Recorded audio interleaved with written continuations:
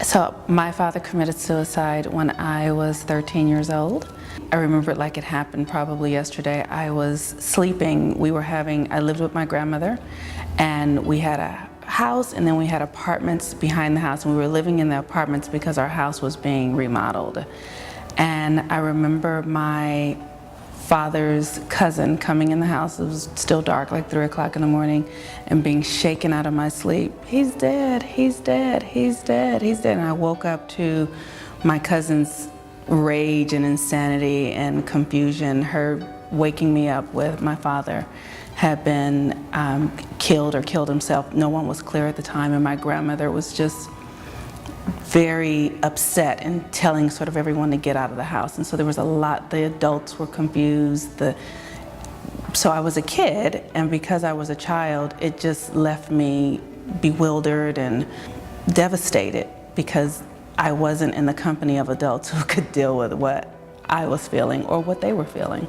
So it was very devastating. So my father killed himself by jumping out of his apartment building window. He was on like the 4th floor, and so he was found at the bottom, on the ground of his apartment building outside the window.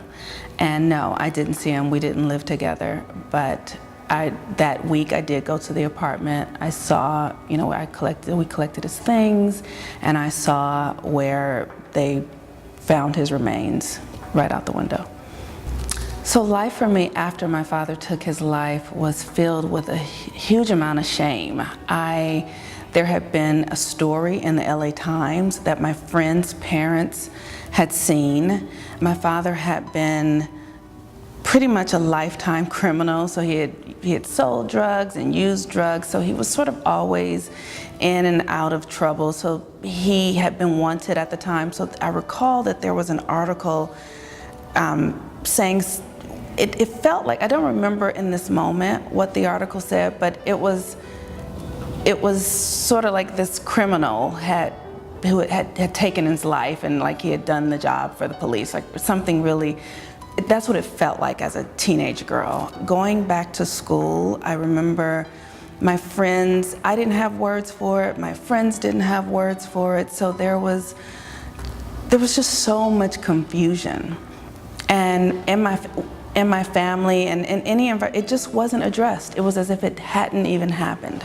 That was the biggest part of it, that I was expected to just go on with my life as if this major event, my father taking his life, hadn't occurred. And so that's what I did. That's what I attempted to do as best I could. I just felt lost. That's all I can say, is I felt lost. And none of the adults in my life had the tools or the skills to meet me where I was. So there were all of these emotions and feelings and all of this confusion that was just it just wasn't dealt with. So when I was 17 years old, between 16 and 17, is when I first really started having a lot of suicide thoughts myself. Just overwhelming feelings of hopelessness and despair. And I had no tools how to deal with my despair. I didn't know how to deal with my depression. I had no clue.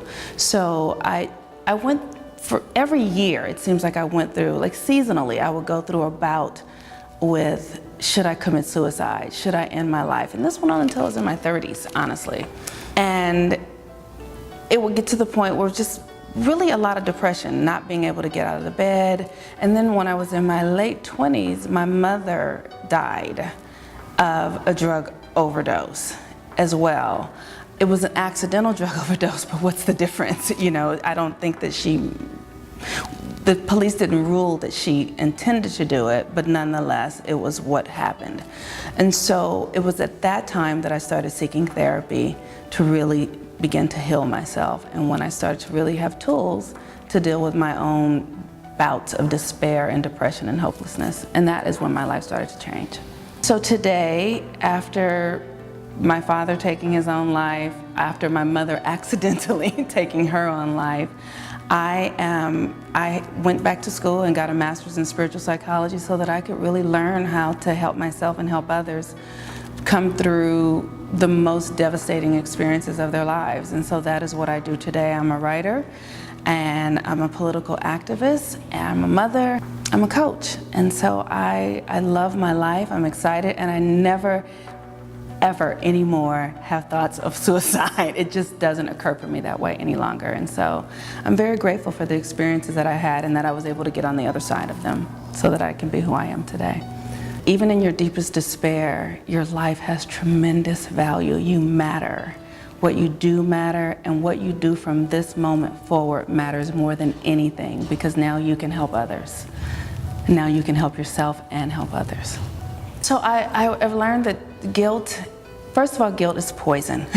Guilt is poison. Guilt is a hopeless emotion.